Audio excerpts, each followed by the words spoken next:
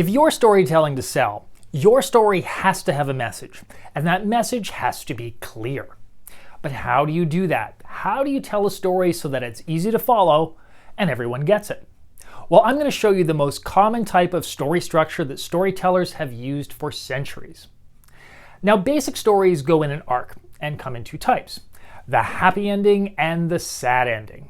Let's concentrate on the happy ending for now because that's the most common type of story. Now, there are 5 key plot points to the typical happy ending story, and here they are. Number 1 is the setup. This is where we introduce the main character, which could be a person or maybe even a company. We talk about what their life or business is like, and more importantly, what it is that they want. This is going to be crucial for the development of the story. What they want could be something specific, like doubling their profits or getting married, or it could be something more vague, like living a happy life. Then something gets in the way. We need to have a problem. If we don't, there's no drama and no story. Something is getting in our character's way. It could be a person, or it could be something more abstract. But when we're speaking to sell, it's likely going to be some sort of circumstance, like changing markets, competition, a crisis of confidence, or something similar. In the most dramatic stories, problems just keep getting worse until the main character hits rock bottom. This is the turning point. And this is where a lot of emotion and tension is. It's often the place where you're going to want to put in some detail. It's also the pivot point of the story, because something different happens. At this point, the person gets help or has a self-discovery. Their point of view changes, and maybe even their tactics and strategies. And because of this, their fortunes start to rise again. Now, this change of point of view or strategy is called insight, and it is the real hero of your story. In fact, it should be the reason you're telling your story in the first place. Your insight is ultimately your message. It's what you want your audience to learn.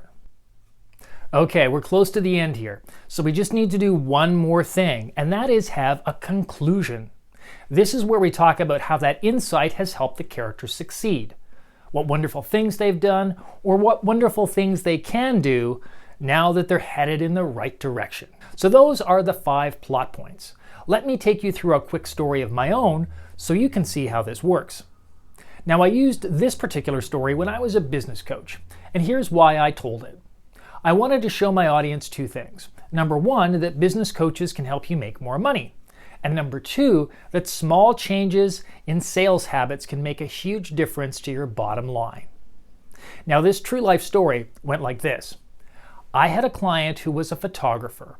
Her specialty was weddings and babies.